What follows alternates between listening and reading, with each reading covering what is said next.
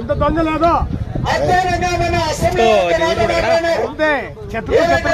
చూసిండొచ్చు. రైతు రాజు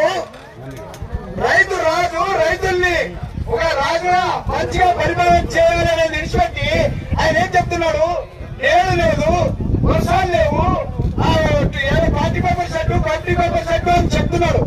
నీవు ఈ ఆంధ్రప్రదేశ్ ముఖ్యమంత్రి, నీవు సరిగా నిజంగా నీవు ముఖ్యమంత్రి అయితే రైతులు కానీ ఒక మా ఆంధ్రప్రదేశ్ ప్రజానికి కానీ ధైర్యం ఇవ్వాలి. కానీ ఆ విధంగా అసెంబ్లీ సచ్చిగా మాట్లాడుతున్నావు.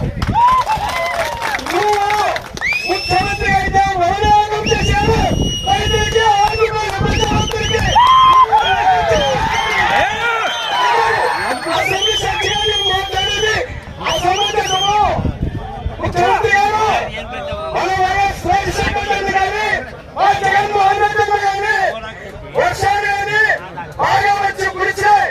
కానీ నువ్వు ప్రజల్ని భయపడుతూ నువ్వు అసెంబ్లీ సచ్చిగా ఈ మాట మాట్లాడడం నిరాకరించడమే.